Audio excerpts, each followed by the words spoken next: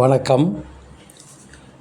தனுசு ராசி சனிப்பெயர்ச்சி பலன்களை இப்பொழுது நாம் பார்க்க போகிறோம்.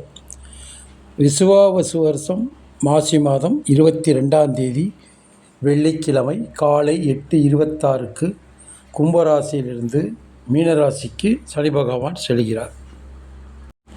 இதுவரை சனி பகவான் இவர்களுக்கு 3ஆம் இடத்தில் இருந்து நல்ல லாபத்தை ஈட்டி கொடுத்தவராக இருந்த போதிலும் நல்ல பலன்களையும் அளித்தார். கடின உழைப்பின் மூலம் உயர்வை அளித்தார். மன உறுதியை அளித்தார். தைரியம். இதற்கிடையில் சகோதரர் கருத்து வேறுபாடுகள், எழுத்துத்துறையில் ஆர்வங்கள், நீண்ட தூர பயணம், வருமானம் ஈட்டும் வழிகள், நல்ல சுபமான இடமான இந்த 3ஆம் இடத்தில் புகழையும் தைரியத்தையும் மற்றவர்கள் பாராட்டும் விதமாகவும் இந்த கடந்த 2.5 ஆண்டு காலம் நடத்தி வந்தார்.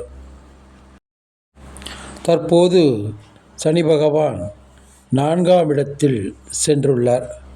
இந்த 4ஆம் இடம்னு சொல்கிறது அர்த்தாஷ்டம சனி, அதாவது 7.5 சனி நடக்கும் பொழுது அதில் உண்டாகும் பலனில் பாதி பலன் இதற்கு கிடைக்கும்.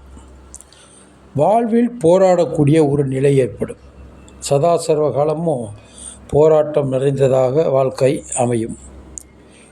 குடும்ப பொறுப்புகள் அதிகமாகுதல்,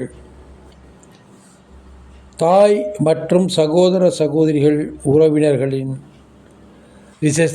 விசேஷத்திற்கு செல்ல முடியாத ஒரு சூழ்நிலை,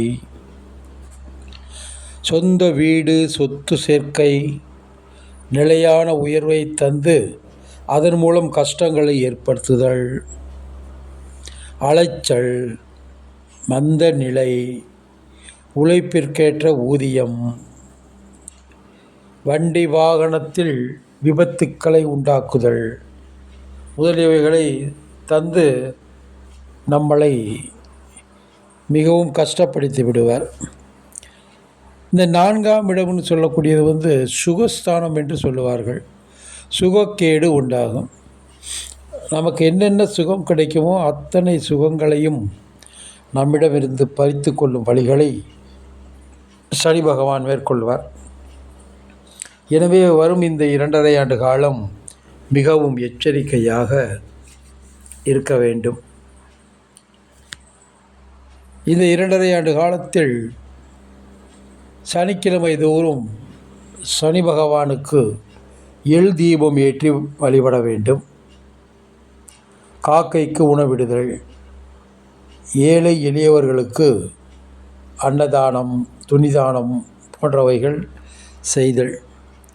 கூடிய வரை ஒவ்வொரு நாளும் வரும் சனிக்கிழமைகளில் சனி ஓரை இந்த நேரங்களில் மிகவும் அமைதியாக இருப்பது மிகவும் நல்லது.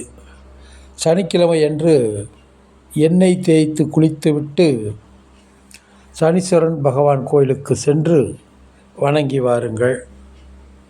சற்று வேலைப்பளு குறைய வாய்ப்பு உள்ளது. வணக்கம். நன்றி.